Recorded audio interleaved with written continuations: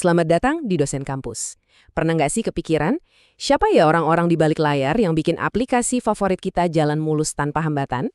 Nah, hari ini kita bakal kupas tuntas dunia software testing atau pengujian perangkat lunak. Ini adalah sebuah proses yang super penting yang mengubah kekacauan digital menjadi sesuatu yang bisa kita andalkan.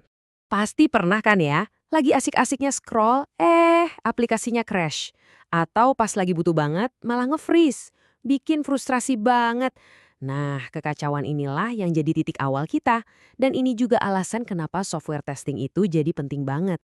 Oke, jadi apa sih sebenarnya software testing itu? Gampangnya gini, ini tuh proses berburu masalah. Sebuah cara yang sistematis buat nyari di mana letak perbedaannya antara aplikasi yang seharusnya dengan kondisi nyatanya.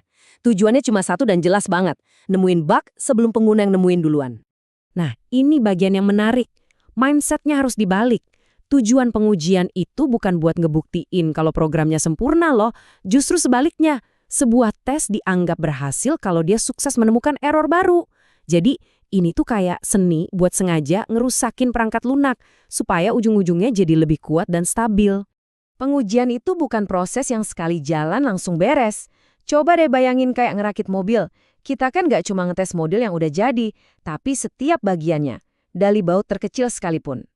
Yuk, kita lihat ada tingkatan apa aja di proses ini. Jadi, ada 3 tingkatan utama. Pertama, pengujian unit. Ini kayak kita ngecek kualitas tiap baut satu persatu. Udah kencang belum? Sesuai spek nggak? Kedua, pengujian integrasi. Di sini, kita mastiin semua komponen tadi, misalnya mesin yang udah dirakit, bisa nyala dan kerja bareng. Dan yang terakhir, pengujian sistem. Nah, ini baru deh test drive mobilnya secara utuh buat mastiin semuanya berfungsi sempurna.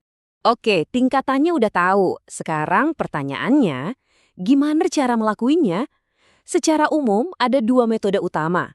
Kayak 2 kacamata yang berbeda buat ngelihat kode programnya. Kita bedah satu-satu ya. Coba bayangin gini deh. Pengujian kotak hitam atau black box testing itu kayak kita dikasih kotak ajaib yang disegel. Kita nggak tahu isinya apa, tugas kita cuma masukin sesuatu, terus lihat hasilnya apa. Sesuai harapan nggak? Beda lagi sama pengujian kotak putih atau white box testing.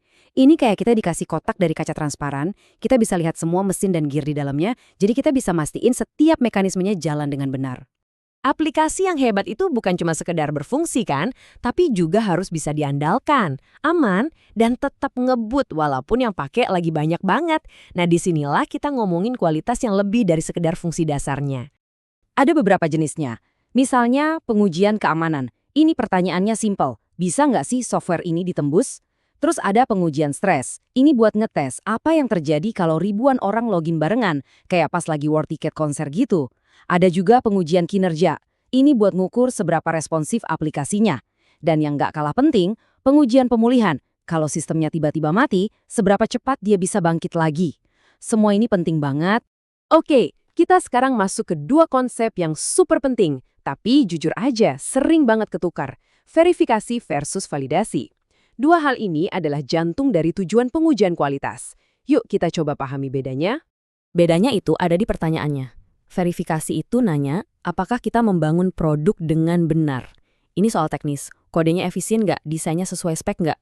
Sementara itu, validasi nanyanya, apakah kita membangun produk yang benar? Nah, ini soal kebutuhan pengguna. Produknya beneran dibutuhin orang nggak?